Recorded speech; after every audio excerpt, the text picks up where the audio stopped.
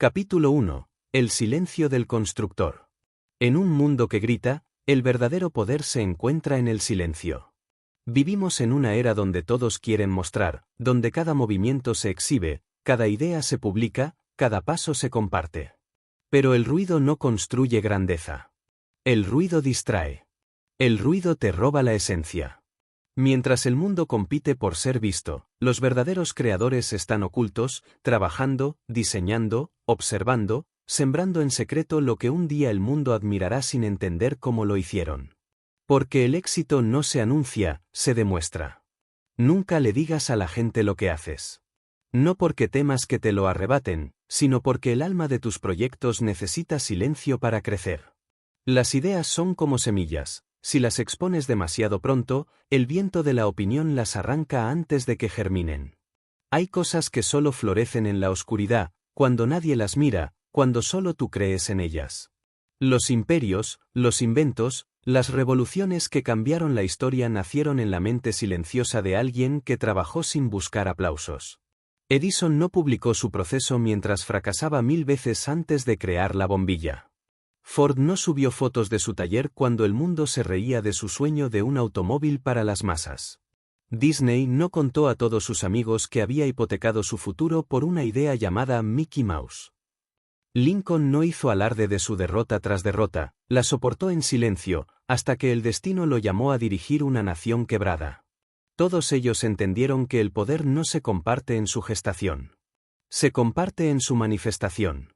El silencio es la cuna del enfoque. Mientras hablas, gastas energía, mientras callas, acumulas fuerza.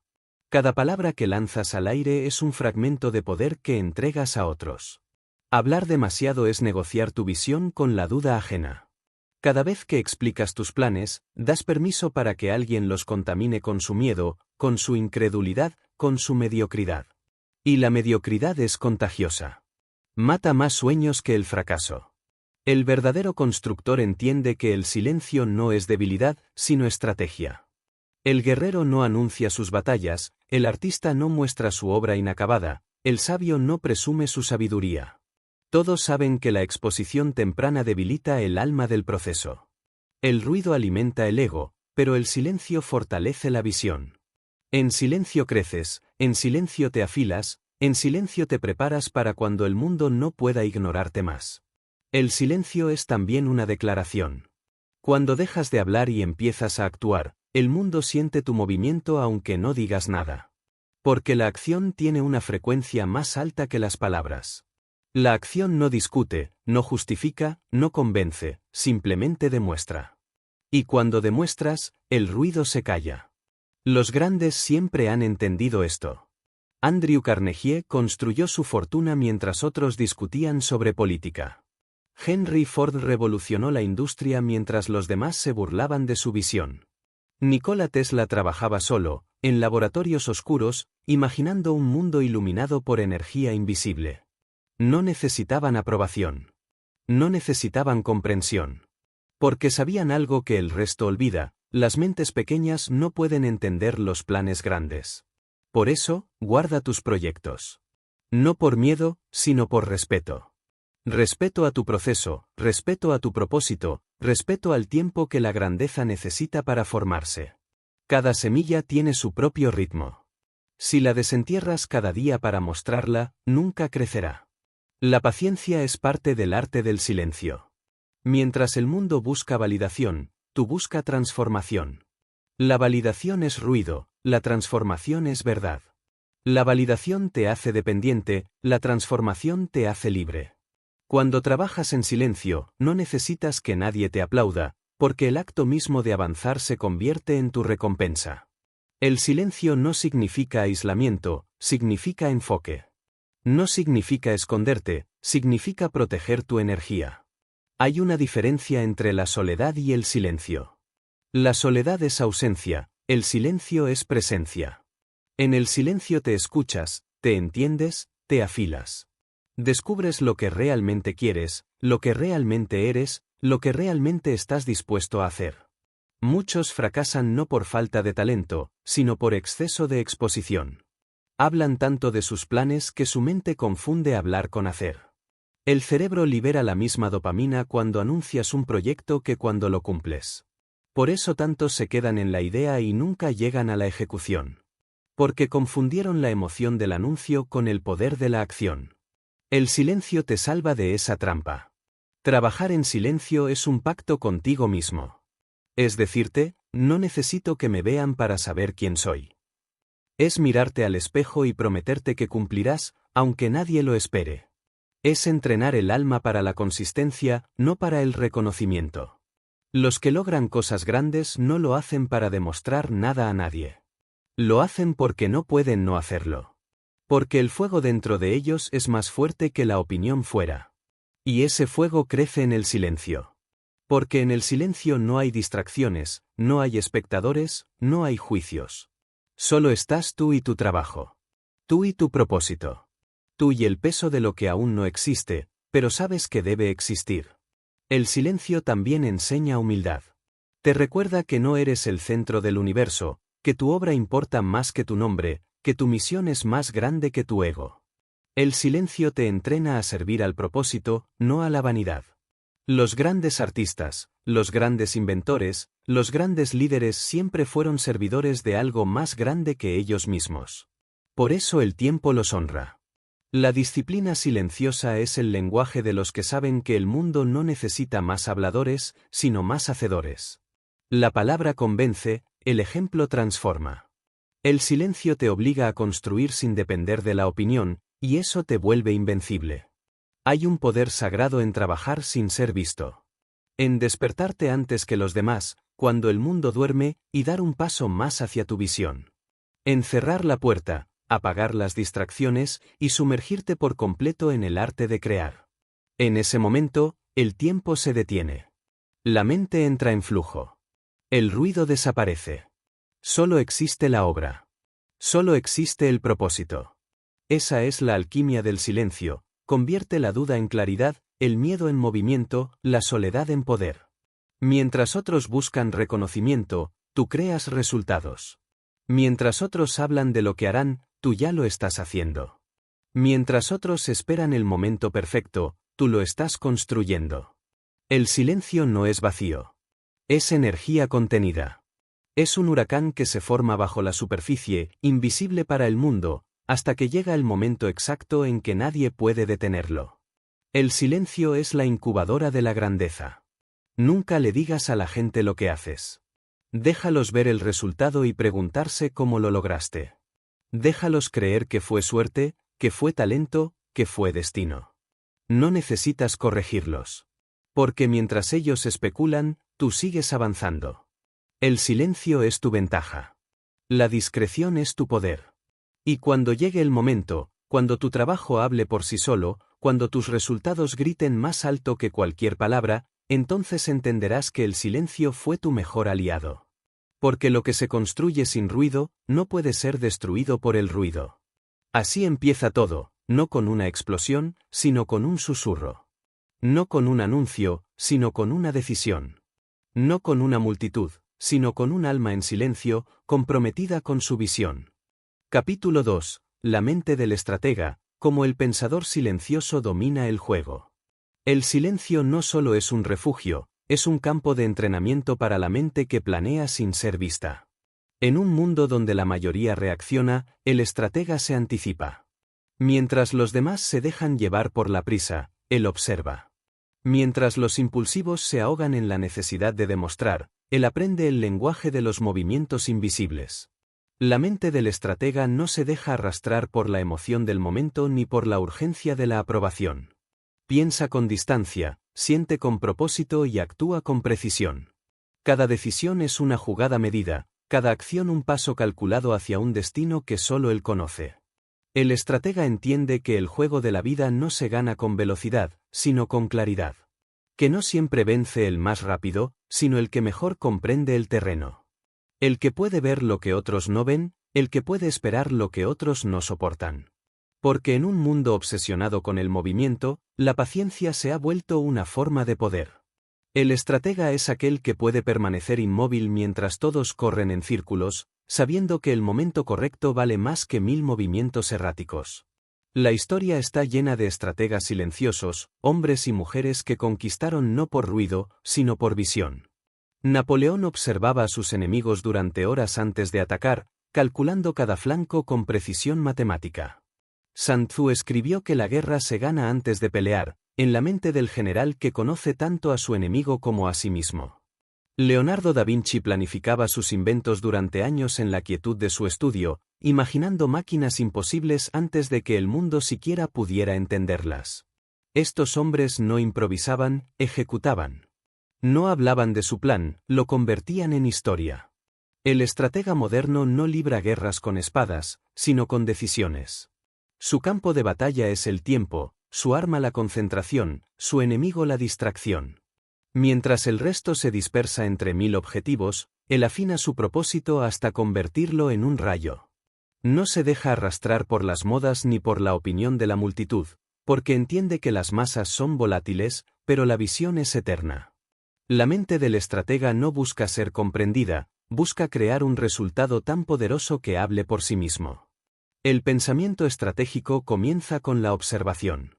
Ver sin reaccionar, escuchar sin responder, analizar sin juzgar. Es un arte de atención total. El estratega no se apresura a actuar, porque sabe que cada movimiento precipitado tiene un costo. Aprende de todos, incluso de sus enemigos. Porque el sabio no desprecia ninguna lección, incluso si viene disfrazada de derrota. Cada error, cada obstáculo, cada traición, es un mensaje oculto sobre cómo jugar mejor la próxima partida. El estratega también comprende el poder del engaño silencioso, no como manipulación, sino como protección. No revela su juego, no muestra sus cartas, no anticipa sus intenciones. Habla menos de lo que sabe, promete menos de lo que puede hacer, entrega más de lo que se espera. Porque entiende que la ventaja más grande no es tener poder, sino que nadie sepa cuánta fuerza posees realmente. En la discreción está su dominio. En la imprevisibilidad, su autoridad. Ser estratega es dominar el arte de pensar sin perder humanidad. Porque el verdadero estratega no es frío, es consciente. No se mueve por impulso, sino por propósito. Sabe que las emociones son energía poderosa, pero no las deja gobernar. Las canaliza. Las transforma en acción inteligente. La mente estratégica no reprime, redirige. No niega el fuego, lo convierte en luz. La clave del estratega está en el equilibrio entre razón y fe. Sabe que no puede preverlo todo, pero actúa como si pudiera. Confía en su capacidad de adaptación tanto como en su plan. Porque el plan más perfecto puede desmoronarse ante lo imprevisible, pero el estratega se adapta sin perder dirección. No maldice el cambio, lo absorbe. No teme al caos, lo utiliza. Donde otros ven una crisis, él ve una apertura. Donde otros ven un obstáculo, él ve un punto de inflexión. Su mente no se encierra, se expande. Los grandes líderes estratégicos de la historia comprendieron que el control absoluto es una ilusión, pero la preparación es poder real. Thomas Edison fracasó cientos de veces no por falta de talento, sino porque estaba trazando rutas que nadie había recorrido. Cada intento fallido era un ajuste mental, una iteración más hacia la victoria. Henry Ford enfrentó la burla de los industriales hasta que su visión del automóvil asequible cambió la economía del mundo. Walt Disney fue rechazado tantas veces que cualquier otro habría renunciado, pero él seguía observando, redibujando su sueño, adaptándolo al siguiente obstáculo. Todos ellos tenían algo en común, una mente que veía más allá del fracaso inmediato. El estratega vive en dos tiempos, el presente y el futuro. El presente es su laboratorio, el futuro su campo de batalla. Cada acción que ejecuta hoy está diseñada para servir a una visión que otros aún no pueden comprender. Por eso parece lento, distante, incluso en silencio. Pero mientras los demás reaccionan, él está trazando caminos invisibles. Y cuando los demás llegan a un punto, él ya está 3 movimientos adelante. El poder de la estrategia está en la perspectiva. El que actúa sin pensar solo ve el obstáculo frente a él. El estratega ve el mapa completo. Entiende que no todo combate vale la pena, que no toda provocación merece respuesta, que a veces el mayor poder es la retirada calculada. Porque no se trata de ganar cada batalla, sino de ganar la guerra que realmente importa. El estratega no se apresura a demostrar su inteligencia. Deja que los resultados hablen. Su silencio desconcierta, su calma intimida, su coherencia inspira. Los mediocres se precipitan a explicar su valor, el sabio lo demuestra con su dirección. Mientras los demás buscan ser comprendidos, él busca comprender. Esa es su ventaja, mientras el resto actúa sin entender, él entiende antes de actuar. La mente del estratega no teme la soledad, porque sabe que el pensamiento profundo requiere aislamiento. En la quietud se escucha el ruido del mundo y se aprende a reconocer los patrones que los distraídos no perciben. El estratega medita sobre cada paso no por indecisión, sino por respeto al propósito que lo guía. Sabe que el destino no se conquista con impulsos, sino con visión. El pensamiento estratégico es también un acto de humildad. Reconocer que no lo sabes todo, que puedes ser superado, que la vida puede cambiar las reglas en cualquier momento. Esa humildad mantiene la mente flexible, lista para girar, para improvisar sin perder dirección. Los que se creen invencibles son los primeros en caer, porque la arrogancia endurece la mente y la rigidez es la antesala de la caída.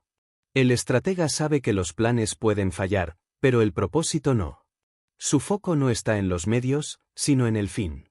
Cambia las herramientas, adapta los métodos, reinventa los caminos, pero nunca abandona la meta. Esa es la diferencia entre el soñador y el constructor. El soñador habla de su visión, el estratega la convierte en estructura. Capítulo 3. La psicología del enfoque, cómo dominar tu mente y bloquear el ruido del mundo. El enfoque no es una habilidad común, es una forma de poder que solo los pocos disciplinados, los verdaderamente conscientes, son capaces de dominar. En una época donde la distracción es una religión y la atención se ha convertido en la moneda más valiosa del planeta, mantener la mente fija en un solo propósito es un acto de rebelión. Porque el mundo moderno no te quiere enfocado, te quiere disperso.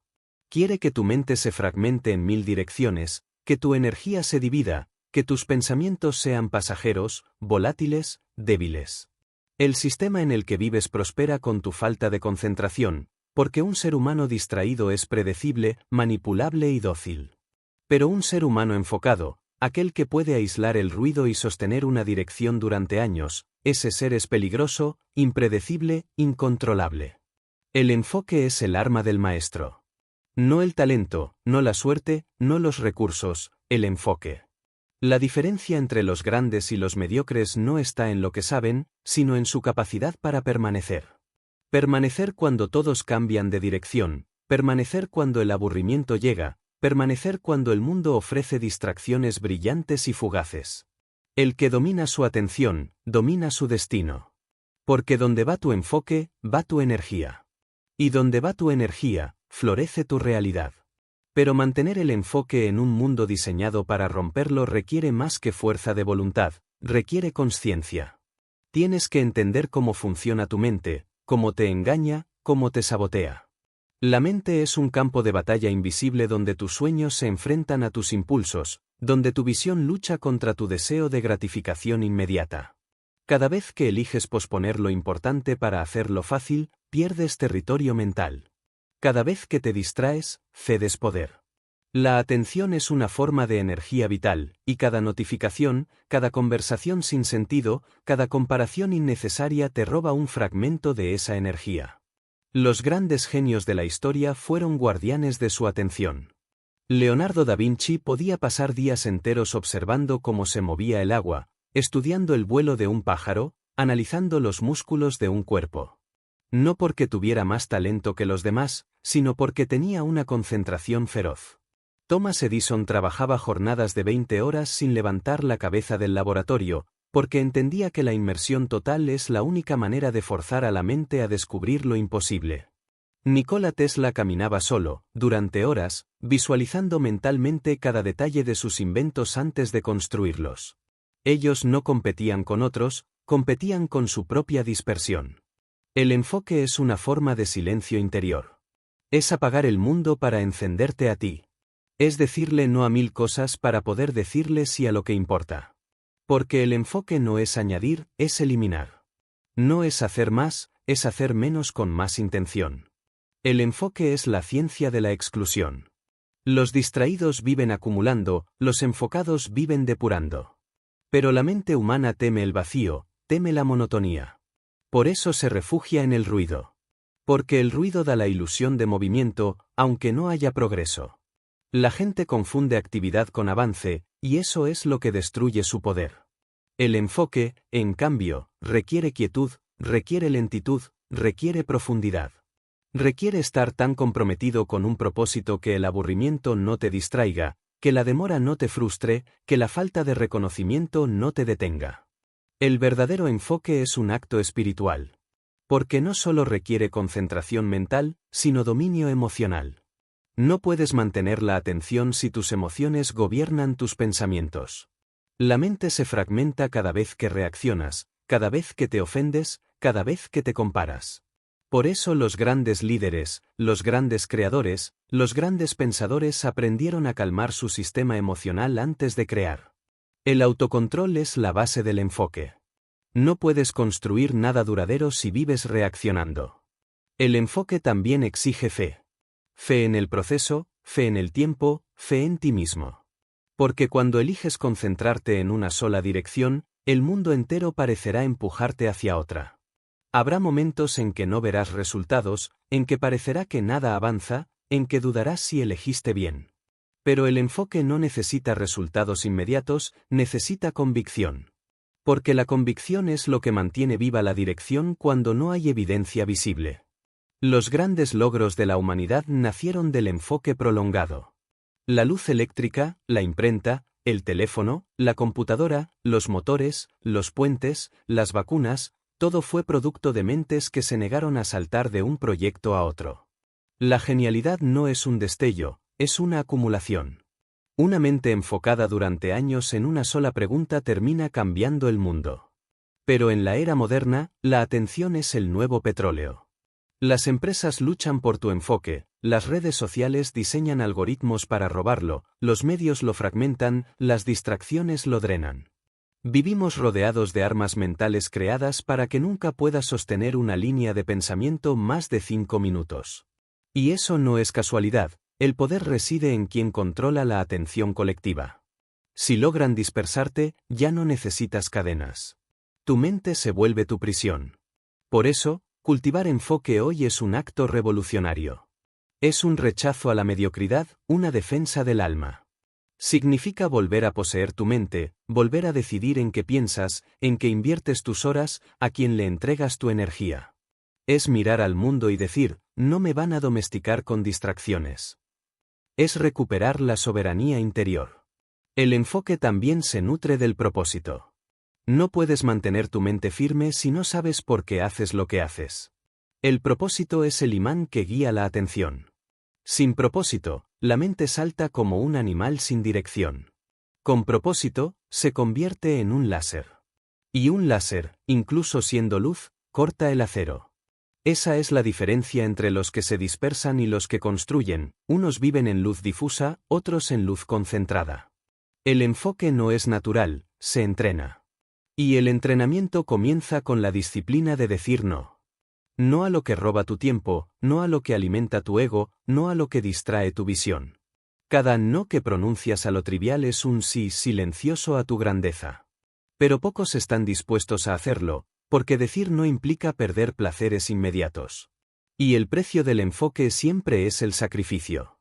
Piensa en Beethoven, componiendo en medio de la sordera.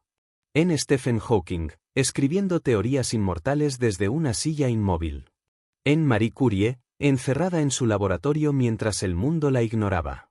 En Elon Musk, durmiendo en el suelo de su fábrica mientras reinventaba la industria del automóvil.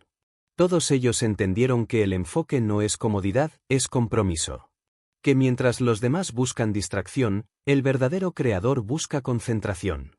El enfoque también es percepción selectiva. Significa mirar el mundo y decidir conscientemente qué merece tu atención y qué no. Porque lo que observas, crece.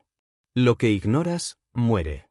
Si enfocas tu mente en los problemas, los amplificas, si la enfocas en las soluciones, las multiplicas. La mente no distingue entre lo real y lo imaginado, todo lo que enfocas se convierte en tu verdad. Por eso el enfoque no solo moldea tus acciones, moldea tu realidad. Capítulo 4. El arte de la paciencia, cómo dominar el tiempo y convertir la espera en poder. La paciencia no es pasividad. No es la espera resignada de quien se conforma con lo que el destino le concede, sino la espera activa del que confía en su proceso, del que entiende que todo tiene su momento exacto para manifestarse. En una sociedad que adora la inmediatez, la paciencia se ha vuelto un arte casi extinto, una virtud que pocos comprenden y menos aún practican. Porque la impaciencia es el vicio moderno, el deseo de resultados sin esfuerzo, de recompensa sin proceso, de crecimiento sin madurez. Pero nada que valga la pena crece rápido. Nada sólido se construye deprisa. El árbol que da sombra durante siglos comenzó como una semilla invisible en la oscuridad, y esperó, y soportó, y persistió. La paciencia es el músculo invisible de la grandeza. Cada inventor, cada líder, cada visionario que cambió el rumbo de la humanidad tuvo que aprender a convivir con la espera. Thomas Edison soportó años de fracasos antes de ver la primera bombilla encenderse. Abraham Lincoln perdió más elecciones de las que ganó antes de ser presidente. Walt Disney fue rechazado por más de 300 bancos antes de encontrar financiación para su sueño. Henry Ford quebró múltiples veces antes de revolucionar la industria. Ellos entendieron lo que la mayoría nunca acepta: el tiempo no es el enemigo, es el aliado del que sabe sembrar. La paciencia es la disciplina de confiar en la maduración natural de las cosas. Cada sueño necesita su gestación, igual que cada vida necesita su proceso. La impaciencia mata las semillas porque no soporta no ver resultados. Pero el que sabe esperar no lo hace de brazos cruzados, trabaja, mejora, observa, se prepara. La paciencia no es inacción, es acción con fe. Es moverte sin prisa, pero sin pausa. Es saber que la velocidad no define el progreso, sino la dirección y la constancia. La mente impaciente busca gratificación inmediata, y por eso nunca alcanza nada profundo. Porque lo que se obtiene rápido se pierde igual de rápido. Las victorias instantáneas son frágiles. Los resultados sólidos necesitan tiempo, porque el tiempo prueba, filtra, moldea. La paciencia, en cambio, no busca el atajo, busca la raíz. Sabe que si las raíces son fuertes, el fruto llegará inevitablemente. La paciencia también es inteligencia emocional. Porque la impaciencia no nace de la falta de tiempo, sino del exceso de ansiedad. Queremos resultados inmediatos porque tememos no ser suficientes, porque dudamos de nuestra capacidad, porque confundimos progreso con velocidad. Pero el que aprende a dominar su ansiedad domina el tiempo. Cuando calmas tu mente, el tiempo deja de parecer tu enemigo. Dejas de correr contra él y comienzas a fluir con él. Piensa en el escultor que, durante años, golpea una piedra sin ver forma alguna. Día tras día, trabaja en silencio, sin reconocimiento, sin resultados visibles. Hasta que un día, de pronto, la figura emerge, y el mundo lo llama genio. Pero él sabe la verdad: la forma siempre estuvo ahí, solo necesitaba paciencia para revelarse. Así funciona la vida. El éxito, la claridad, la sabiduría, el amor propio, todos existen ya en tu interior, esperando a que los liberes con paciencia. La paciencia es el puente entre el esfuerzo y la recompensa. El impaciente cava 100 pozos y no encuentra agua porque abandona cada uno antes de tiempo. El paciente cava uno solo, pero sigue hasta llegar a la fuente. Esa es la diferencia entre el que toca el éxito y el que lo mira de lejos. El tiempo no castiga, revela. Muestra quién realmente está comprometido y quién solo buscaba emoción. El que tiene paciencia no necesita motivación constante, porque su compromiso es más profundo que su estado de ánimo. Sabe que cada día que avanza, incluso cuando no hay resultados, el progreso ocurre en un nivel invisible. Que cada minuto de esfuerzo se acumula, aunque no lo vea. Que cada paso sostenido lo acerca, aunque parezca estancado. La paciencia también es humildad. Es aceptar que no controlas todo, que no puedes forzar los procesos, que no decides cuándo florece una semilla. Es confiar en la sincronía de la vida, en el ritmo del universo, en la sabiduría de los tiempos. Porque a veces no es que no estés listo para tu oportunidad, es que tu oportunidad aún no está lista para ti. La impaciencia es arrogancia. Es creer que sabes más que la vida, que puedes acelerar el crecimiento natural de las cosas. Pero la vida tiene su propio compás, y quien intenta acelerarla termina rompiendo lo que más ama. La paciencia, en cambio, es respeto. Respeto al proceso, respeto a ti mismo, respeto al arte de madurar. Los grandes maestros de la historia fueron hombres y mujeres de paciencia. Jesús esperó 30 años antes de iniciar su misión. Buda pasó años meditando antes de iluminarse. Gandhi soportó décadas de lucha antes de liberar a su pueblo. Mandela pasó 27 años en prisión sin perder su visión. Ninguno se desesperó ante la demora. Entendieron que el tiempo no los estaba castigando, los estaba preparando. La paciencia también es fortaleza interior. Porque mientras esperas, el mundo te prueba. Aparecen dudas, distracciones, tentaciones, fracasos. La paciencia no elimina la incertidumbre, la atraviesa. No evita la frustración, la domina. Es la capacidad de mantenerte firme incluso cuando la mente grita que abandones. La paciencia es el músculo que sostiene la fe cuando todo parece lento. El que domina la paciencia se vuelve indestructible.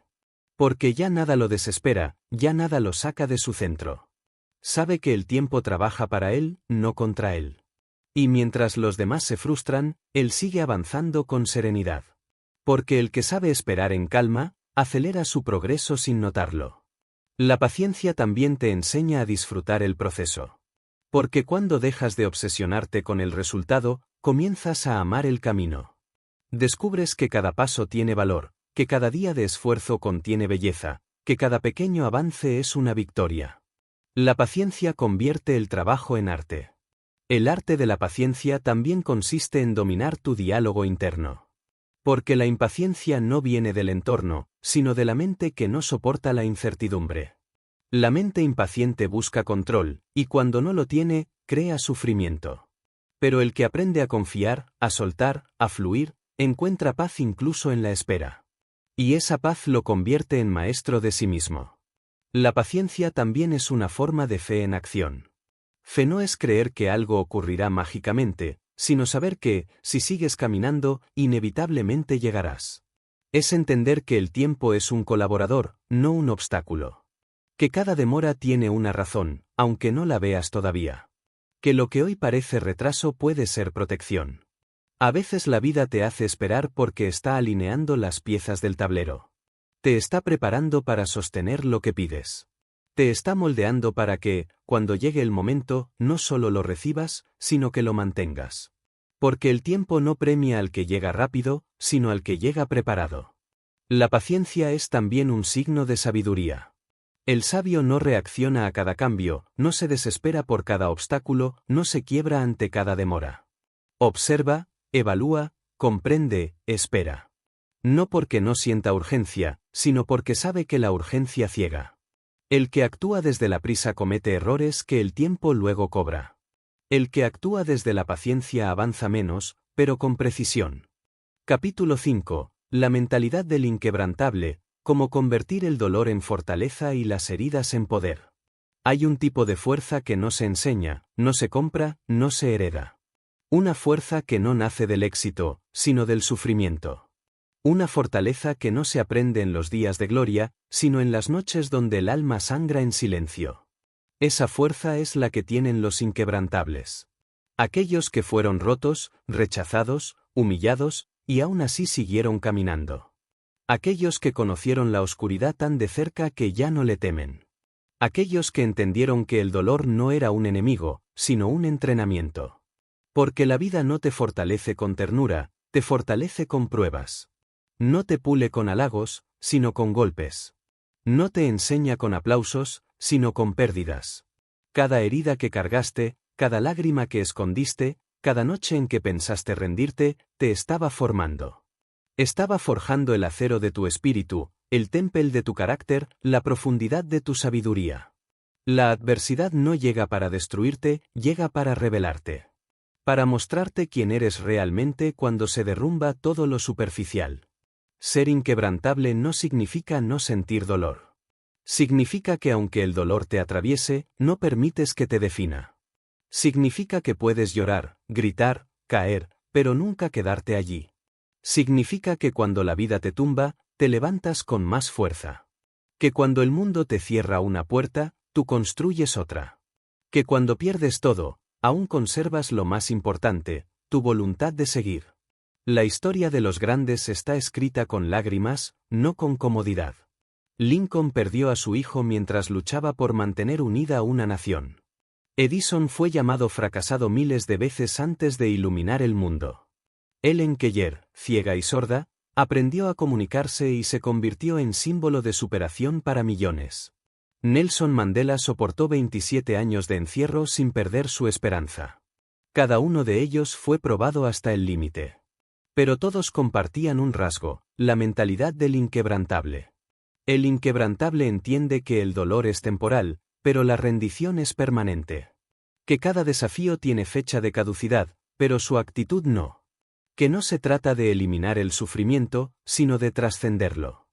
El dolor, cuando lo aceptas, se convierte en energía. Cuando lo niegas, te destruye, cuando lo enfrentas, te transforma. Las heridas son puertas al crecimiento. Te duelen porque te obligan a mirar lo que evitabas. Porque te fuerzan a sanar lo que ignorabas. Cada pérdida, cada traición, cada fracaso, tiene una lección escondida. Y si en lugar de resistirte a ella, decides aprenderla, te conviertes en algo nuevo. Más sabio. Más fuerte. Más consciente. El inquebrantable no busca una vida sin problemas, busca una mente capaz de enfrentarlos todos. Entiende que la paz no es la ausencia de caos, sino la serenidad dentro del caos. Que el valor no es no sentir miedo, sino actuar a pesar del miedo. Que la verdadera fortaleza no es dureza, sino resiliencia. Porque lo rígido se rompe, lo flexible sobrevive. La fortaleza del inquebrantable nace en la aceptación radical de la realidad. No pierde tiempo deseando que las cosas sean diferentes. Las enfrenta tal como son. Porque la negación prolonga el sufrimiento, pero la aceptación abre el camino de la acción. Cuando aceptas lo que no puedes cambiar, descubres que puedes cambiarlo todo, tu actitud, tu perspectiva, tu respuesta. El inquebrantable también entiende que el dolor tiene un propósito. No es un castigo, es una llamada. Te invita a evolucionar, a despertar, a dejar atrás lo que ya no eres. A veces la vida te rompe porque estás destinado a renacer más grande. A veces te quita lo que amas porque te aferra a algo más alto. No es crueldad, es alquimia. La vida no te destruye, te transforma. El inquebrantable ve en cada caída una oportunidad de expansión. Donde otros ven pérdida, él ve ganancia de sabiduría. Donde otros ven derrota, él ve lección. Donde otros ven oscuridad, él busca luz. Porque aprendió que lo que hoy parece el final, mañana será el origen de algo extraordinario. La mentalidad inquebrantable también nace de la soledad. Porque la soledad es el campo de entrenamiento del alma. En ella te conoces, te enfrentas a ti mismo, te desnudas de apariencias. Aprendes a sostenerte sin depender de nadie. Y cuando aprendes eso, ya nada te amenaza. Porque quien se basta a sí mismo es invencible. El inquebrantable no busca validación, busca propósito. No busca compasión, busca crecimiento. No busca venganza, busca comprensión. Porque sabe que la vida no le debe nada. Sabe que cada obstáculo es parte de su formación. Que cada herida tiene una función sagrada, expandir su conciencia. El inquebrantable también entiende que su mente es su campo de batalla. Que los golpes externos no lo derrotan, lo que lo derrota es su pensamiento interno. Por eso cultiva una mente firme, entrenada, resiliente. Cuando el mundo lo empuja, su mente se ancla. Cuando las circunstancias cambian, su enfoque permanece. Y cuando todo parece derrumbarse, el inquebrantable sonríe. Porque ya ha estado allí antes. Porque sabe que sobrevivir es su naturaleza. Que no importa lo que pase afuera, mientras conserve su fuego interno, nada puede vencerlo. La fortaleza del inquebrantable no se mide por cuántas veces cae, sino por cuántas veces se levanta sin perder la fe. Porque cada vez que se levanta, el mundo cambia un poco. Cada vez que se rehace, inspira a otros. Cada vez que sigue adelante, demuestra que el espíritu humano no tiene límites. El inquebrantable también sabe que no necesita entender todo para seguir. Que hay dolores que no se explican, solo se viven. Que hay pérdidas que no se racionalizan, solo se honran. Que hay heridas que no se cierran, pero enseñan a caminar con cicatrices. Las cicatrices no son defectos, son recordatorios de que sobreviviste. Son medallas invisibles que la vida otorga solo a los que no se rinden. Ser inquebrantable es también aprender a agradecer el dolor. Porque sin él no habrías descubierto tu fuerza. Sin él no habrías despertado tu poder. Sin él, seguirías siendo la versión débil de ti mismo que aún necesitaba ser forjada. El dolor es el maestro más severo, pero también el más honesto. No te engaña, no te adula, no te permite esconderte. Te enfrenta contigo mismo. Y esa confrontación, aunque duela, es el inicio de toda transformación. Capítulo 6. La fuerza de la disciplina, cómo dominarte a ti mismo y crear el carácter de un gigante. La disciplina no es un castigo, no es una prisión, no es una renuncia a la libertad. Es, de hecho, la más pura forma de libertad que puede alcanzar un ser humano. Porque la verdadera libertad no consiste en hacer lo que quieras, cuando quieras, sino en tener el poder de hacer lo que debes, aunque no quieras. La mayoría confunde la libertad con el libertinaje, la comodidad con el bienestar, el placer inmediato con la felicidad. Pero el que ha comprendido el valor de la disciplina sabe que cada sacrificio que hace hoy se transforma en fuerza mañana, que cada impulso que domina le da control sobre su destino, que cada día de esfuerzo sostenido lo separa de la mediocridad y lo acerca a la grandeza. La disciplina es el lenguaje que habla el tiempo. Es la única constante que ha definido a todos los grandes constructores de la historia. Ningún genio, ningún líder, ningún visionario alcanzó algo trascendente sin ella. La disciplina fue la madre de cada imperio, el pulso detrás de cada invento, la columna de cada mente inmortal. Porque mientras el talento te abre la puerta, solo la disciplina te mantiene dentro. Mientras la inspiración enciende el fuego, solo la constancia lo mantiene vivo. Mientras la emoción te impulsa a empezar, solo la disciplina te permite terminar. La disciplina no se siente gloriosa. Es silenciosa, repetitiva, monótona. Se vive en la rutina que nadie ve, en los hábitos que se ejecutan incluso cuando el cuerpo duele y la mente se queja. Es el entrenamiento que nadie aplaude, el trabajo invisible detrás de cada victoria visible.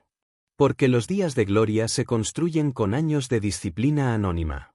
Piensa en Thomas Edison, encerrado en su laboratorio durante incontables noches, probando una y otra vez sin descanso, soportando el agotamiento, el fracaso, la duda. No fue su genialidad lo que encendió la bombilla, fue su disciplina. Fue el hábito de seguir experimentando cuando todos ya habían renunciado. Henry Ford no construyó un imperio porque tuviera suerte, sino porque cada día se presentaba a trabajar con la misma intensidad, sin excusas, sin interrupciones. Walt Disney no creó un legado de sueños porque fuera un optimista ingenuo, sino porque tuvo la disciplina de convertir cada rechazo en un intento más refinado. La disciplina es la capacidad de elegir el propósito por encima del placer, el deber por encima de la emoción, la constancia por encima del impulso. El mundo está lleno de personas con potencial, pero vacío de personas disciplinadas. Y es por eso que el éxito sigue siendo un privilegio para los pocos que se atreven a sostener el compromiso incluso cuando nadie los ve, cuando nadie los apoya, cuando nadie cree en ellos. El disciplinado entiende que la motivación es un mito volátil. Que hay días en los que no tendrás ganas, días en los que el cansancio, la duda o la apatía dominarán tu mente. Y aún así, se levanta. Porque no depende del estado de ánimo, depende de su decisión. La disciplina no se pregunta, ¿quiero hacerlo? Se pregunta, ¿debo hacerlo? Es un pacto con uno mismo, una promesa que no se negocia. La mente indisciplinada busca la gratificación inmediata. Quiere resultados sin proceso, quiere frutos sin sembrar. Pero el disciplinado se entrena para amar el proceso más que el resultado. Porque sabe que los resultados cambian, pero el carácter que construye a través de la disciplina permanece. La disciplina es el cincel que talla el alma hasta convertirla en acero. Cada hábito sostenido, cada tentación resistida, cada día ganado, te convierte en una versión más sólida de ti mismo. El cuerpo obedece a quien domina su mente, y la mente obedece a quien domina sus hábitos. Por eso la disciplina no es una virtud externa, es una transformación interna. Es el acto de reprogramarte, de convertirte en tu propio arquitecto, de moldear tu destino desde el dominio personal. El indisciplinado vive esclavo de sus impulsos, el disciplinado gobierna su mundo. La disciplina es también una forma de amor propio. Porque el que se disciplina no se castiga, se cuida. Se respeta lo suficiente como para no dejar su vida al azar. El que tiene disciplina entiende que cada acto de autocontrol es un acto de amor por su futuro. Que cada decisión de posponer el placer inmediato es una declaración de respeto hacia su propósito. Pero la disciplina duele. Duele porque te obliga a enfrentarte contigo mismo. Te obliga a dejar la comodidad, a decir no cuando todos dicen sí, a seguir cuando todos paran. Duele porque te separa. Te convierte en diferente, en extraño, en el que no encaja. Pero precisamente por eso te eleva. Porque el precio de la excelencia siempre ha sido la incomodidad. El disciplinado no huye del sacrificio, lo abraza. Entiende que el dolor de la disciplina es breve, pero el dolor del arrepentimiento dura toda la vida. Prefiere el cansancio del esfuerzo al vacío de no haberlo intentado. Porque sabe que cada día que cumple con su deber, aunque no vea resultados, está construyendo los cimientos invisibles de su futuro. La disciplina también te enseña humildad. Porque para sostenerla debes aceptar que eres vulnerable, que puedes fallar, que necesitas estructura. La disciplina no nace de la perfección, nace del reconocimiento de tus debilidades y del compromiso de dominarlas. El disciplinado no es el que nunca cae, sino el que siempre se levanta y sigue con la misma intensidad. El hábito es la forma tangible de la disciplina. Lo que repites te define. No lo que haces de vez en cuando, sino lo que haces cada día. Por eso, si quieres cambiar tu vida, no cambies tus sueños, cambia tus hábitos. Los hábitos son los cimientos invisibles del destino. Son los ladrillos con los que se construye cualquier imperio personal. Cada mañana en que eliges la acción sobre la pereza, la planificación sobre el caos, la constancia sobre la emoción, estás escribiendo tu historia en piedra. La disciplina también exige visión. No puedes sostenerte en el sacrificio si no sabes por qué lo haces. El disciplinado no trabaja por obligación, trabaja por propósito. No se levanta por rutina, se levanta por convicción. La visión le da combustible a la disciplina, y la disciplina convierte la visión en realidad. Sin visión, la disciplina se marchita, sin disciplina, la visión muere. El disciplinado vive en guerra con su yo débil, con su mente que busca excusas, con sus emociones que quieren rendirse. Pero es una guerra sagrada, porque en cada batalla ganada se expande su poder. Cada vez que dice no a la distracción, refuerza su carácter. Cada vez que cumple una promesa a sí mismo, refuerza su autoestima. Cada vez que actúa sin ganas, refuerza su dominio. La disciplina también es constancia, y la constancia es la prueba más pura de fe. Porque continuar cuando no hay resultados visibles requiere creer que cada paso cuenta, que cada día de esfuerzo suma, que cada pequeño avance es parte del gran diseño. Los mediocres buscan recompensa inmediata, los disciplinados entienden que la siembra invisible siempre precede a la cosecha visible. El que domina la disciplina no necesita demostrar nada. Su coherencia habla por él. Su entorno siente su firmeza, su energía transmite control. No hay caos en su vida, porque ha aprendido a crear orden interno. Y el orden interno siempre se refleja en el orden externo. Capítulo 7. La guerra contra la mediocridad, cómo romper el ciclo del conformismo y vivir con grandeza. La mediocridad no es una falta de talento, ni una carencia de oportunidades. La mediocridad es una elección, una rendición silenciosa ante la comodidad, una muerte lenta del potencial que llevas dentro. Es el enemigo más sutil y más poderoso del ser humano, porque no se presenta con rostro de maldad ni con intenciones destructivas. Se disfraza de seguridad, de rutina, de está bien así, de no es tan grave, de algún día lo intentaré. La mediocridad no te destruye de golpe, te adormece. Te acaricia con promesas de descanso, te convence con justificaciones lógicas, te hipnotiza hasta que te olvidas de quién eras y de lo que podrías haber sido. El conformismo es la prisión invisible más poblada del mundo. En ella viven millones de almas que alguna vez soñaron con grandeza, pero se conformaron con sobrevivir. Personas que tuvieron ideas brillantes y las enterraron bajo el miedo. Hombres y mujeres que nacieron con fuego en el alma y permitieron que la rutina lo apagara. No porque fueran débiles, sino porque el entorno les enseñó a temer a su propio poder. Desde niños, nos condicionan para adaptarnos, para encajar, para obedecer. Nos dicen que no aspiremos demasiado, que no nos salgamos de la fila, que seamos realistas. Y así, poco a poco, el espíritu se encoge, el deseo de trascender se apaga, la mediocridad se vuelve norma. Pero los que despiertan, los que rompen esa cadena, los que se rebelan contra la cultura del promedio, son los que cambian la historia. Porque la mediocridad es una epidemia espiritual y solo el alma indomable puede resistirla. Vivir mediocremente es fácil, ser extraordinario exige guerra. Una guerra diaria contra tus excusas, tus miedos, tu pereza, tus distracciones, tus dudas. La mediocridad no se derrota una vez, se derrota cada mañana, cuando decides hacer lo que dijiste que harías, cuando eliges el esfuerzo sobre la comodidad, cuando no te permites rendirte. El mediocre vive buscando aprobación, el grande busca propósito. El mediocre teme destacar, el grande teme no dejar huella. El mediocre busca el camino más corto, el grande construye el camino más largo, pero el más verdadero. La mediocridad es el arte de vivir sin intensidad, sin dirección, sin hambre. Es existir sin propósito, trabajar sin pasión, amar sin profundidad. Los mediocres no fallan porque no puedan, fallan porque no intentan. Se justifican diciendo que el sistema está en su contra, que los tiempos son difíciles, que no tuvieron suerte. Pero la verdad es que la mediocridad se alimenta del victimismo. El mediocre siempre encuentra una excusa para no ser grande, mientras el valiente encuentra una razón para avanzar, incluso sin garantías. El mediocre teme al sacrificio. Quiere éxito sin esfuerzo, reconocimiento sin mérito, resultados sin proceso. Pero la vida no negocia con los que no pagan el precio.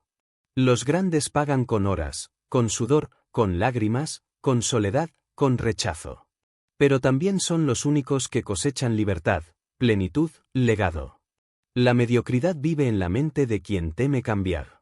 Porque cambiar duele, y el mediocre huye del dolor. Prefiere el mal conocido que el desafío desconocido. Pero la comodidad es una trampa disfrazada de paz. Te da la ilusión de control, mientras poco a poco te roba la vida. Te convierte en espectador de tu propia existencia. Los grandes entienden que el confort mata más sueños que el fracaso. Que el miedo a perder lo poco que tienen los mantiene lejos de lo mucho que podrían ser. Que no se puede ser libre si se vive cautivo del miedo al riesgo. Henry Ford arriesgó su reputación para construir el primer automóvil popular. Walt Disney arriesgó todo por una idea que el mundo llamó ridícula. Steve Jobs fue despedido de su propia empresa antes de regresar para revolucionar el mundo. Ninguno de ellos era el más talentoso, simplemente fueron los menos conformistas. El mediocre busca estabilidad, el grande busca evolución. Y la evolución exige movimiento. Exige incomodidad, exige cambio, exige renuncias. No puedes transformar tu vida si no estás dispuesto a destruir la versión que la sostiene. La mediocridad es el apego a lo conocido, aunque ya no te sirva. La grandeza es el coraje de soltar, de reinventarte, de empezar desde cero si es necesario. El mediocre cree que la vida es una cuestión de suerte. Pero el grande sabe que la suerte es solo el disfraz del esfuerzo constante. Porque la vida premia al que se mantiene, al que no se rinde, al que no se vende. La mediocridad espera milagros, la grandeza los fabrica. El mediocre teme ser juzgado. Le importa más lo que piensen los demás que lo que siente su propia conciencia.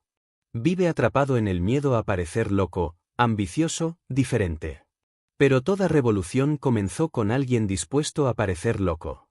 Edison fue ridiculizado, Tesla fue llamado soñador, Ford fue tratado como un tonto. Pero mientras los mediocres se burlaban, ellos seguían creando. Porque sabían que el juicio de los conformistas es la señal de que vas por el camino correcto.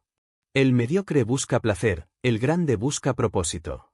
El placer te da minutos, el propósito te da eternidad. El placer desaparece cuando termina el estímulo, el propósito crece incluso en el dolor. Por eso los mediocres se agotan y los grandes perduran. La mediocridad también es contagiosa. Rodearte de gente que se conforma es la forma más rápida de convertirte en uno de ellos. Los mediocres siempre te dirán que no puedes, no porque sea verdad, sino porque si tú te atreves, ellos quedarán en evidencia. El mundo está lleno de voces que intentarán convencerte de que tus sueños son imposibles, porque ver a alguien levantarse les recuerda que ellos se quedaron dormidos. Por eso, si quieres vencer la mediocridad, debes blindarte. Cerrar tus oídos al ruido, proteger tu visión, rodearte de personas que te eleven, no que te acomoden. Cada conversación, cada entorno, cada hábito, moldea tu mentalidad. Si pasas demasiado tiempo entre los conformistas, empezarás a creer que la mediocridad es normal. Pero no lo es. Lo normal no es vivir cansado, frustrado, sin propósito. Lo normal no es resignarte a menos. Lo normal es avanzar, crecer, evolucionar. La mediocridad es el refugio de los que no se atreven. Pero la grandeza está reservada para los que, aun temiendo, avanzan igual. El coraje no es ausencia de miedo, es actuar a pesar del miedo. Y cuando rompes la barrera de la mediocridad, descubres que nunca fue el mundo el que te detenía, eras tú mismo. El mediocre teme fallar, el grande teme no intentarlo. El mediocre se detiene ante el rechazo, el grande lo usa como combustible. El mediocre busca aprobación, el grande se guía por convicción. Y con el tiempo, los grandes terminan conquistando aquello que los mediocres solo soñaron. La mediocridad también se disfraza de prudencia. Te dice que esperes el momento perfecto, que aún no estás listo, que es mejor ser realista. Pero el realismo, en boca de un mediocre, es una excusa elegante para el miedo. Los grandes no esperan que las condiciones sean ideales, las crean. Actúan con lo que tienen, desde donde están, con la fe de que el movimiento generará el camino. Capítulo 8. La filosofía del progreso eterno, cómo romper tus límites y crecer sin fin. El progreso no es una meta, es un estado de existencia. No es un destino que alcanzas y celebras, sino una manera de vivir, un compromiso diario con la expansión, con la mejora, con la búsqueda incansable de tu mejor versión. El verdadero crecimiento no tiene final. No importa cuánto logres, cuánto ganes o cuánto aprendas, siempre habrá una nueva cima por escalar, un nuevo límite por romper, un nuevo horizonte por conquistar. Porque el alma humana no fue creada para estancarse. Fue creada para evolucionar. Y quien deja de crecer, empieza a morir lentamente, aún respirando. El progreso eterno comienza con una idea simple, pero poderosa: nunca estás terminado. No existe un ya lo logré para quien entiende la grandeza. Porque incluso cuando alcanzas tus metas, el propósito se renueva, la visión se expande, el alma pide más. No más cosas, sino más profundidad, más sabiduría, más plenitud. El progreso no es una carrera por acumular logros, sino un viaje por acumular comprensión. Es el arte de transformarte continuamente hasta convertirte en una fuerza imposible de detener. El mundo te dirá que descanses, que te conformes, que disfrutes lo que tienes, que ya hiciste suficiente. Pero la mediocridad siempre hablará en nombre de la prudencia. Te dirá que no es necesario ir más allá, que no vale la pena tanto esfuerzo, que nadie te lo agradecerá. Pero el que tiene espíritu de progreso sabe que no lo hace por gratitud ajena, sino por dignidad propia. No busca aplausos, busca evolución. No busca ser mejor que otros, busca ser mejor que su yo de ayer. El progreso eterno es una revolución interna. Es vivir con la certeza de que siempre hay algo por aprender, algo por mejorar, algo por trascender. No hay límites para el que tiene hambre de crecer. Porque el límite no está en el cuerpo, ni en las circunstancias, ni en los recursos. El límite vive en la mente. Y cuando lo reconoces, puedes romperlo. El progreso es la ley de la vida. Todo en la naturaleza crece o muere. Un árbol nunca deja de expandir sus raíces, el mar nunca deja de moverse, el universo nunca deja de expandirse. La vida misma está diseñada para avanzar. Por eso, cuando tú te detienes, cuando eliges el estancamiento, comienzas a desalinearte de la esencia de la existencia. te apagas. Y esa sensación de vacío, de insatisfacción, de me falta algo, no es casualidad. Es la voz de tu alma recordándote que naciste para más. El progreso también exige humildad. Porque para avanzar debes aceptar que aún no sabes todo, que aún puedes equivocarte, que siempre hay algo por descubrir. El progreso no nace de la arrogancia del que se cree completo, sino de la humildad del que reconoce que siempre puede aprender. Los sabios de verdad nunca dicen ya llegué, dicen apenas empiezo. Esa mentalidad los mantiene jóvenes, curiosos, vivos. Mira la historia, los grandes nunca se conformaron. Edison siguió inventando incluso después de cambiar el mundo con la bombilla. Leonardo da Vinci experimentó con máquinas voladoras, pinturas, anatomía, arquitectura, sin detenerse jamás. Beethoven compuso sin escuchar. Einstein cuestionó las leyes de la física incluso después de revolucionarlas. Ellos no buscaban fama, buscaban expansión. El progreso era su forma de respirar. El progreso eterno también es una lucha constante contra la inercia. La mente busca estabilidad, la comodidad seduce, el descanso prolongado se disfraza de merecido. Pero lo que no avanza, retrocede. No existe neutralidad en la vida. Cada día estás más cerca o más lejos de tu potencial. Cada decisión te eleva o te degrada. Y esa elección ocurre en lo invisible, en lo cotidiano, en lo que haces cuando nadie te mira. Progresar no siempre significa hacer más, a veces significa ser más. Ser más consciente, más disciplinado, más sabio, más empático. El progreso no solo se mide en logros externos, sino en transformaciones internas. Puedes construir imperios materiales y seguir vacío si no has evolucionado por dentro. Porque el progreso verdadero no es acumular, es trascender. El progreso eterno también requiere coraje. Porque crecer implica dejar atrás. Implica morir a versiones anteriores de ti mismo. Implica abandonar hábitos, entornos, personas, pensamientos que ya no encajan en la frecuencia de tu futuro. Y eso duele. Duele desprenderte de lo conocido, duele romper la identidad que te sostuvo, duele soltar las certezas. Pero el dolor del crecimiento es el precio de la libertad. El alma que progresa constantemente aprende a amar el proceso, incluso cuando duele. Aprende que el dolor no es castigo, sino señal de expansión. Que cada crisis es una puerta, que cada caída es un escalón, que cada duda es una invitación al conocimiento. El progreso no ocurre en los días fáciles, ocurre en la incomodidad. El progreso eterno también exige disciplina espiritual. No basta con trabajar duro, hay que trabajar profundo. No basta con moverse, hay que moverse con propósito. Porque el movimiento sin dirección es ruido, y el esfuerzo sin conciencia es desgaste. El progreso requiere introspección, claridad, propósito. Debes preguntarte constantemente, ¿estoy avanzando o solo ocupándome? ¿Estoy creciendo o solo sobreviviendo?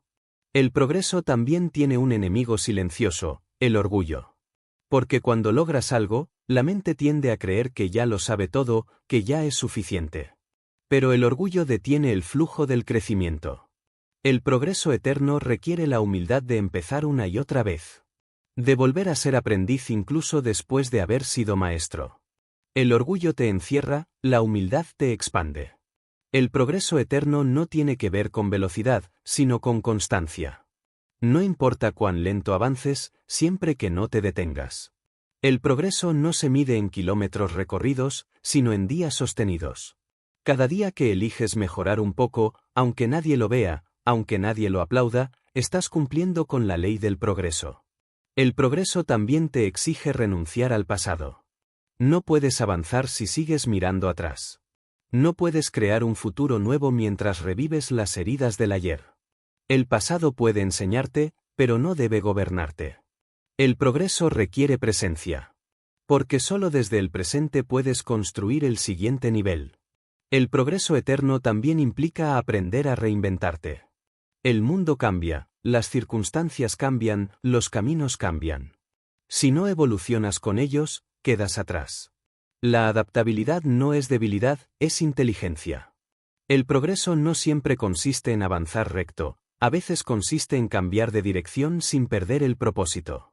Los que sobreviven no son los más fuertes, sino los que mejor se adaptan. El progreso también requiere paciencia. Porque la transformación profunda no ocurre rápido.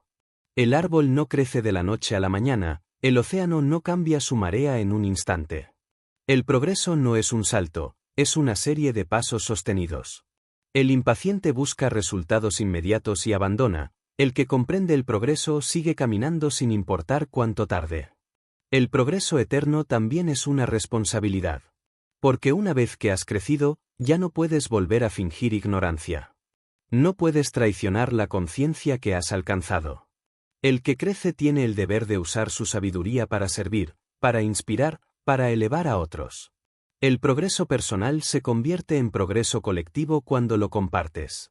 El alma grande no acumula poder, lo transmite. Capítulo 9. El poder del carácter, forjar una identidad inquebrantable ante la vida. El carácter es el cimiento invisible sobre el cual se construye toda verdadera grandeza. No hay logro, fortuna, ni éxito que pueda sostenerse sin él. Porque el carácter no es una cualidad decorativa, es el alma en acción, el código interno que guía tus decisiones cuando nadie te ve, la voz silenciosa que te dice que es correcto cuando el mundo te ofrece lo fácil. Y sin esa voz, sin ese centro firme, todo lo demás se derrumba. El carácter no se hereda, no se compra, no se finge. Se forja. Y se forja en el fuego de las pruebas, en la arena del sacrificio, en la oscuridad de los momentos donde nadie te aplaude. El carácter se forma cuando haces lo correcto incluso cuando no hay recompensa. Cuando mantienes tu palabra aunque te cueste. Cuando eliges el esfuerzo en lugar de la excusa, la integridad en lugar de la conveniencia, la verdad en lugar de la popularidad. El carácter es aquello que nadie puede quitarte, porque vive dentro de ti, no en tu reputación, no en tu imagen, no en lo que los demás piensan de ti, sino en lo que tú sabes que eres. El mundo moderno ha cambiado la profundidad por la apariencia. Valoramos el brillo sobre la sustancia, la fama sobre la virtud, el aplauso sobre la coherencia. Pero la historia, la verdadera historia, no recuerda a los que fingieron, recuerda a los que resistieron.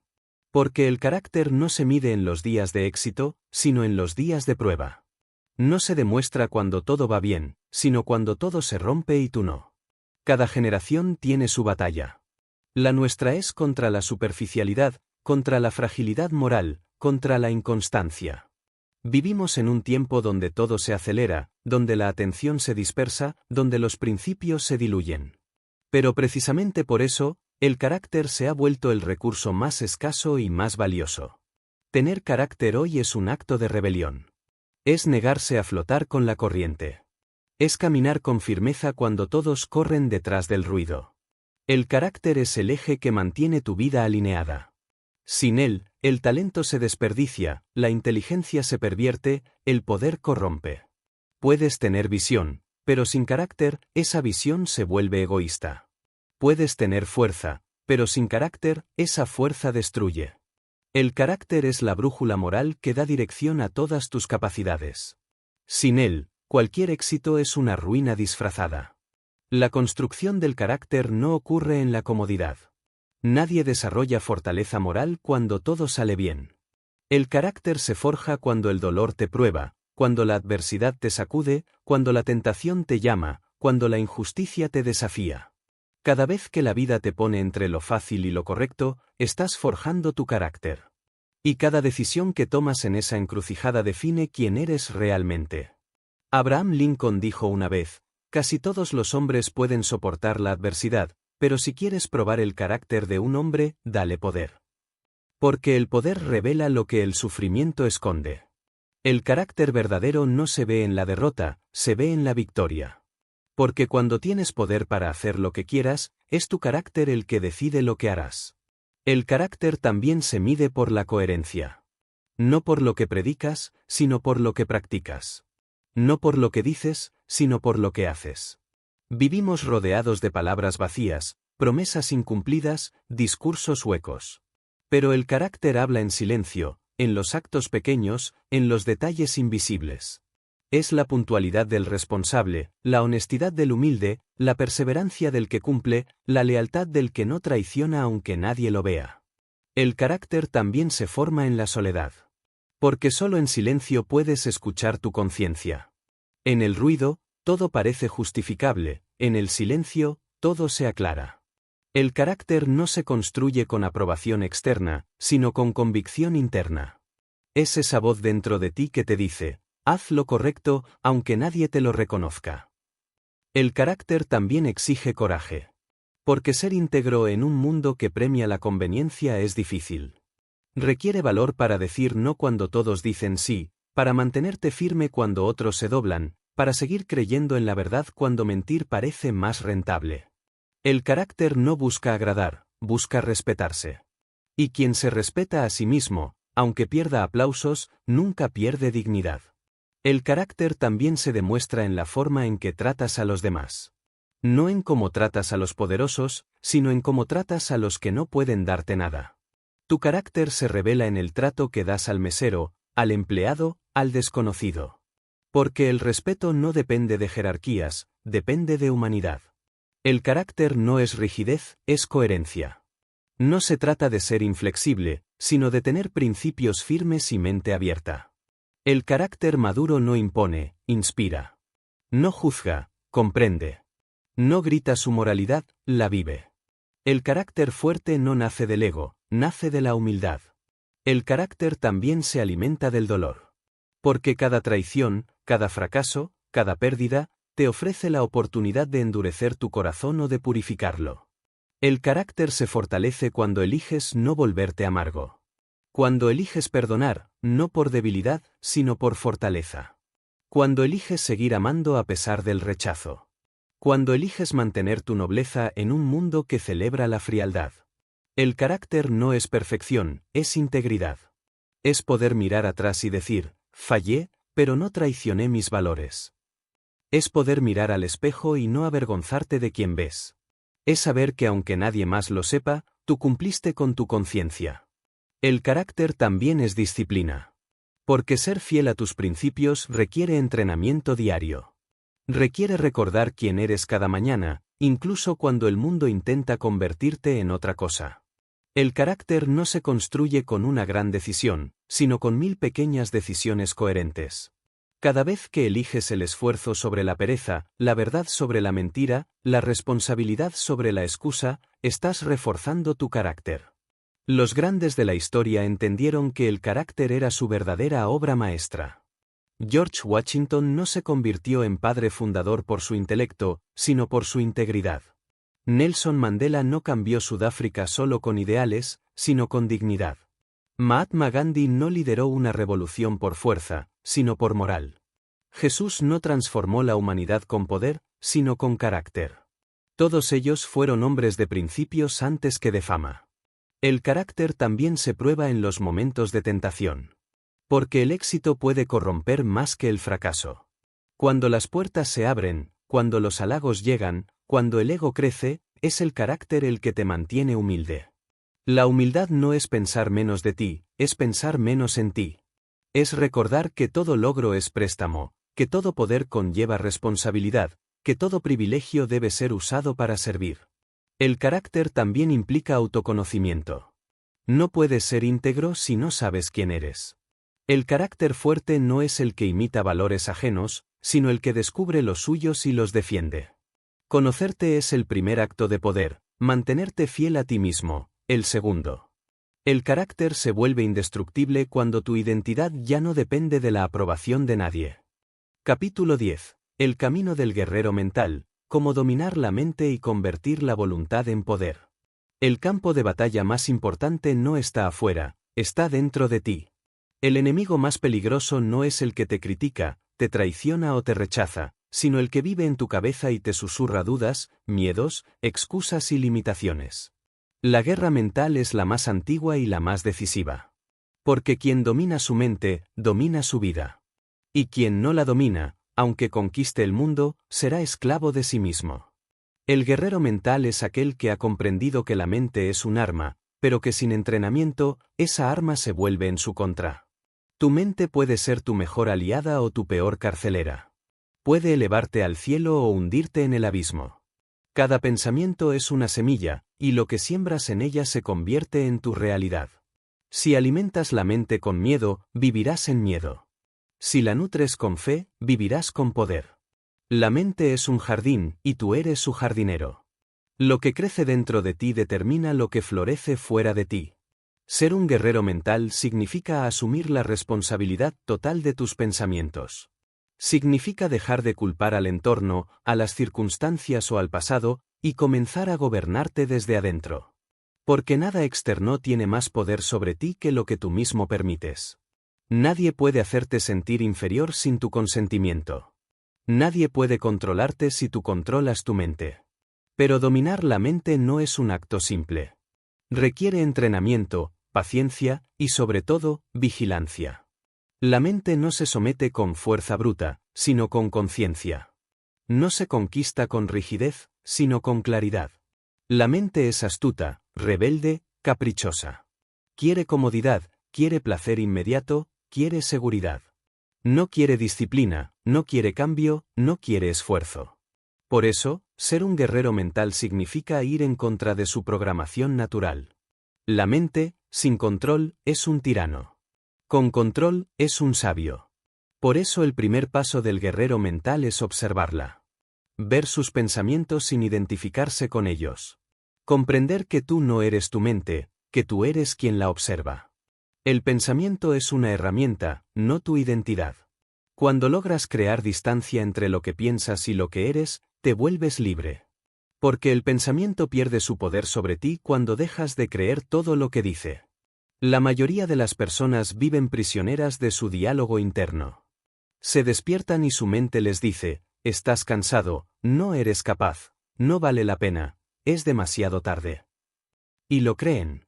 Se convierten en obedientes sirvientes de su voz interior más débil. Pero el guerrero mental no negocia con la voz del miedo. La enfrenta, la desafía, la domina. Porque sabe que cada pensamiento limitante es un ladrón de su poder. Dominar la mente no significa eliminar el miedo o la duda, sino no dejar que te dirijan. Significa sentirlos y avanzar igual. Significa convertir la voz del no puedo en el eco del aún no, pero pronto sí.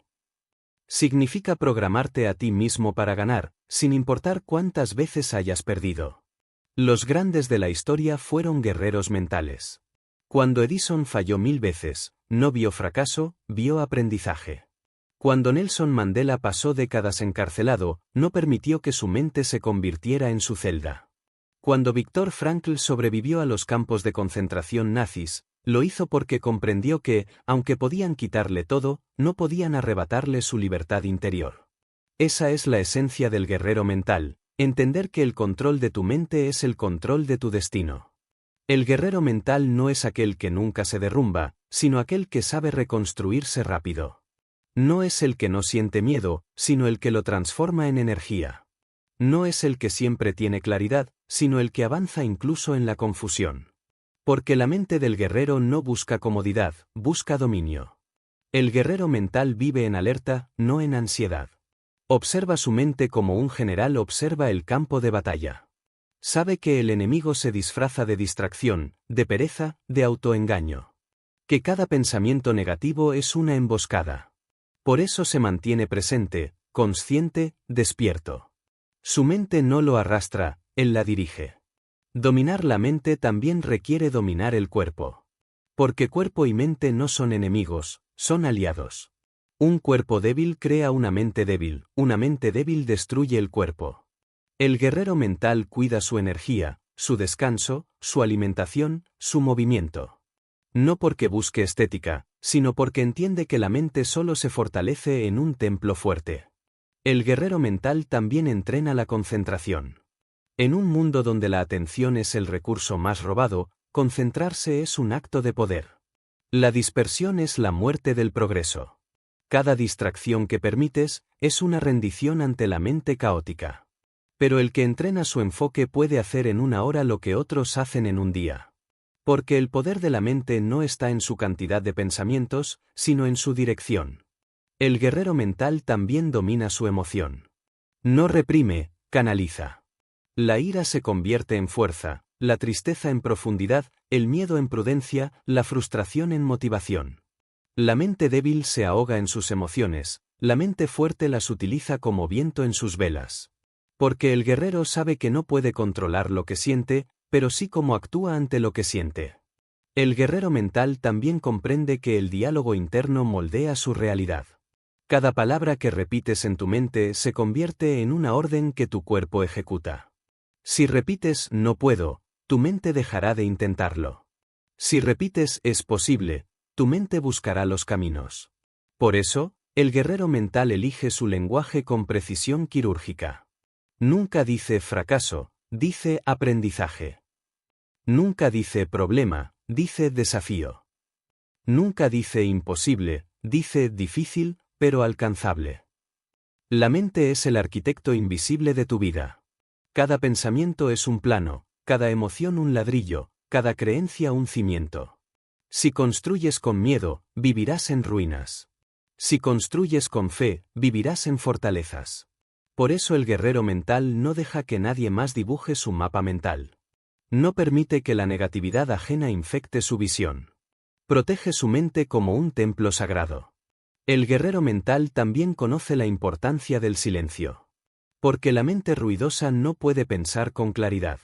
El silencio no es ausencia de pensamiento, es presencia de conciencia. Es el espacio donde las ideas se ordenan, donde el alma habla, donde la estrategia nace. El guerrero no teme al silencio, lo busca. Sabe que en la calma encuentra respuestas que el ruido nunca mostrará. La mente es moldeable. Lo que repites se vuelve real. Por eso el guerrero mental convierte la repetición en arma. Visualiza su futuro con detalle, siente su victoria antes de alcanzarla, se ve triunfando mientras aún lucha. Porque el subconsciente no distingue entre lo imaginado y lo vivido. Lo que repites con fe, lo creas con hechos. Capítulo 11. El legado del alma fuerte, cómo vivir con propósito, impactar y dejar huella eterna. El alma fuerte no vive para sobrevivir. Vive para trascender. No mide su existencia en años, sino en impacto.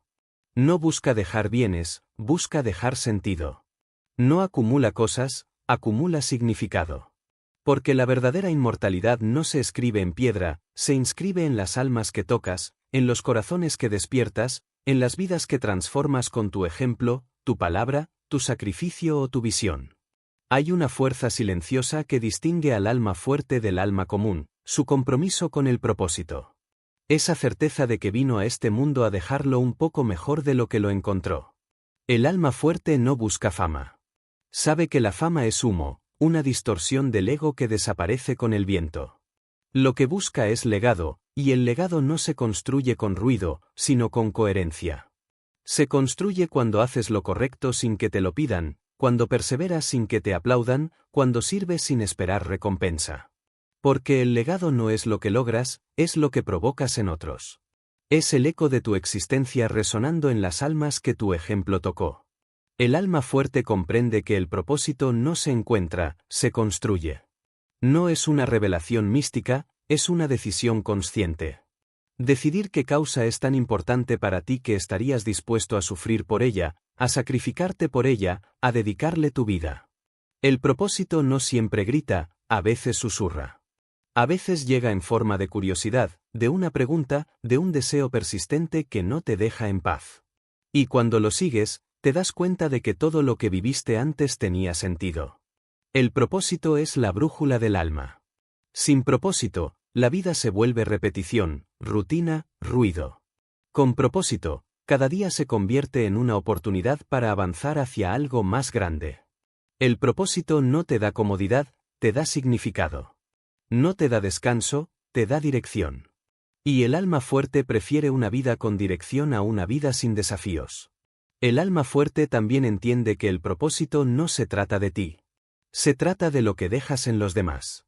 Porque la grandeza individual sin impacto colectivo es vacío. Los hombres más recordados no fueron los más ricos, sino los más útiles. Edison no se conformó con inventar, quiso iluminar el mundo. Mandela no buscó venganza, quiso liberar un pueblo. Teresa de Calcuta no buscó reconocimiento, quiso servir al desamparado. Ellos vivieron con un propósito tan grande que su nombre se volvió símbolo. Pero antes de cambiar el mundo, el alma fuerte cambia su mundo interior. Porque no puedes dar lo que no has conquistado dentro de ti. No puedes inspirar si vives dormido, no puedes guiar si estás perdido. El legado empieza con tu transformación personal. El alma fuerte no predica, encarna. No enseña con palabras, enseña con vida.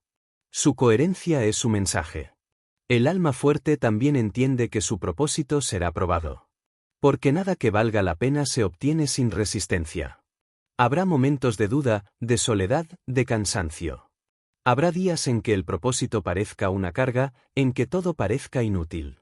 Pero ahí es donde el alma fuerte se diferencia. No abandona. Se recuerda a sí misma porque empezó. Se levanta una y otra vez, porque entiende que el propósito no es un camino recto, es una travesía con montañas, con desiertos, con tormentas. Y solo los que perseveran llegan al otro lado. El alma fuerte no teme al dolor, porque ha comprendido que el sufrimiento es el precio del significado. Las grandes obras nacen del sacrificio. La flor más bella crece del terreno más áspero. El alma fuerte no pide una vida fácil, pide fuerza para enfrentar una difícil. Porque sabe que lo que se obtiene sin esfuerzo no deja huella. El alma fuerte no busca seguidores, busca herederos de su causa. Sabe que el verdadero legado no consiste en ser admirado, sino en ser continuado. No quiere fanáticos, quiere discípulos de propósito. Quiere encender fuego en otros corazones. Porque el alma fuerte no brilla para ser vista, brilla para encender. El alma fuerte también sabe que el tiempo es finito, y que por eso cada día cuenta. Vive con urgencia, pero no con prisa. No desperdicia su vida en distracciones, en quejas, en envidias. Sabe que cada hora invertida en lo trivial es una hora robada a lo eterno. Vive con intención. Cada palabra que dice, cada acción que toma, cada decisión que elige, la alinea con su propósito. Porque entiende que el legado se construye en lo cotidiano, no en los grandes gestos. El alma fuerte también es humilde. Porque el propósito no nace del ego, nace del servicio. No se trata de ser el más grande, sino de hacer lo más grande posible con lo que tienes. El alma fuerte no busca dominar, busca contribuir. No busca reconocimiento, busca transformación. Y por eso, paradójicamente, es la que más trasciende. El alma fuerte entiende que el legado no es dejar huellas materiales, sino espirituales. Los edificios se derrumban, las fortunas se disuelven, las estatuas se desgastan. Pero la influencia de una vida vivida con propósito trasciende el tiempo. La humanidad avanza gracias a almas que decidieron dar más de lo que tomaron. Y tú puedes ser una de ellas. El alma fuerte no teme la muerte. Teme no haber vivido con sentido. Sabe que la vida no se mide por su duración, sino por su intensidad. Puedes vivir 100 años sin propósito y morir vacío, o vivir 20 con propósito y dejar una huella eterna. El alma fuerte prefiere la intensidad del fuego al confort de la tibieza. El alma fuerte también entiende que el propósito cambia. Que no es algo estático, sino vivo. Evoluciona contigo, crece contigo, se transforma contigo. Lo que hoy te mueve, mañana puede ser superado por algo más profundo. Y eso está bien. Porque el propósito no es una meta, es una relación. Una conversación constante entre tú y el universo.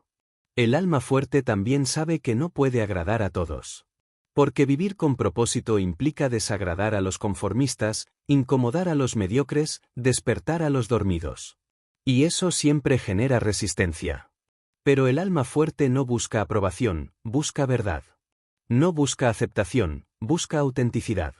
Sabe que su camino no será entendido por todos, pero lo sigue igual. El alma fuerte no compite. No tiene tiempo para comparaciones, porque está ocupada construyendo su legado. Sabe que cada persona tiene una misión distinta, un ritmo distinto, una historia distinta. No busca ser mejor que nadie, busca ser fiel a sí misma. Y esa fidelidad es su forma más pura de éxito. El alma fuerte también domina el arte de la gratitud. Porque la gratitud le da perspectiva. Le recuerda que el camino, con todo su dolor y sus pruebas, es un privilegio. Que cada obstáculo fue una oportunidad, cada caída una enseñanza, cada pérdida un renacimiento. La gratitud convierte el pasado en sabiduría y el presente en poder. El alma fuerte también sabe perdonar. No por debilidad, sino por liberación. Porque entiende que no puedes avanzar si llevas cadenas en el corazón. El perdón no es olvido, es comprensión. Es entender que cada herida fue necesaria para despertar tu conciencia. Que cada traición te obligó a construir una fortaleza interna. El alma fuerte también tiene disciplina. Porque el propósito sin disciplina es sueño, pero el propósito con disciplina es destino. El alma fuerte no deja sus ideales en el aire, los materializa con acción diaria. Convierte la fe en rutina, el deseo en hábito, la inspiración en trabajo. Porque entiende que la consistencia es el lenguaje del universo. Capítulo 12. El renacimiento, como morir a tu viejo yo y convertirte en tu propia leyenda. Llega un momento en la vida en que comprendes que ya no puedes seguir siendo quien fuiste. Que la armadura que una vez te protegió ahora te aprieta, que los pensamientos que antes te servían hoy te limitan, que los hábitos que te daban control ahora te encierran. Ese momento no es una crisis, es un renacimiento. Es el instante en que tu alma decide que ya no puedes seguir viviendo en la prisión del pasado y clama por libertad. Es la chispa del despertar, el llamado silencioso que te dice, es hora de morir, pero no físicamente, sino internamente. Morir a tu viejo yo es el acto más valiente que puede realizar un ser humano. Porque requiere soltar tu identidad, tus certezas, tus miedos y hasta tus victorias. Morir a tu viejo yo significa dejar de aferrarte a lo que te trajo hasta aquí, para abrir espacio a lo que te llevará más allá. Y aunque duela, es necesario. Porque nada nuevo puede nacer en ti mientras te aferres a lo que ya fue. La vida, en su infinita sabiduría, no te destruye, te transforma. Pero la transformación, desde dentro, se siente como destrucción. El caos que llega antes del orden, la oscuridad que precede al amanecer. Es el proceso del fuego que quema la escoria para revelar el oro. Todo lo grande que llega a tu vida exige una muerte previa, la muerte del ego, del miedo, de la comodidad. Solo quien muere simbólicamente puede renacer espiritualmente. El renacimiento no ocurre en los templos ni en los libros, ocurre en el silencio de tu mente, en la profundidad de tus noches, en las lágrimas que nadie ve, en los momentos en que te preguntas si vale la pena seguir. Ocurre cuando tocas fondo y en lugar de rendirte, decides levantarte con una nueva identidad. Cada caída no es un final, es una invitación a renacer. Cada ruptura, cada pérdida, cada fracaso, son portales hacia una versión más pura de ti. El alma que no renace se marchita. El alma que teme cambiar muere antes de tiempo. Pero el alma que se atreve a dejar ir, que se atreve a vaciarse, se convierte en luz. Porque el renacimiento es la alquimia del espíritu, convertir el dolor en poder, el miedo en fe, el pasado en sabiduría. No hay evolución sin disolución. No hay gloria sin despojo. Renacer no es reinventarte superficialmente, no es cambiar de imagen, de entorno o de discurso. Es cambiar de raíz. Es dejar atrás la mente vieja, el sistema de creencias que te mantenía pequeño, los patrones que te saboteaban, las emociones que te encadenaban. Renacer es recordar lo que realmente eres, más allá de tus máscaras, tus heridas y tus historias. Y en ese proceso, el fuego de la vida te probará. Quemará tus ilusiones, tus apegos, tus miedos. Te dejará desnudo, sin nada a lo que aferrarte, hasta que solo quede lo esencial. Y cuando todo parezca perdido, cuando sientas que te has quedado vacío, descubrirás lo que siempre estuvo ahí, tu esencia.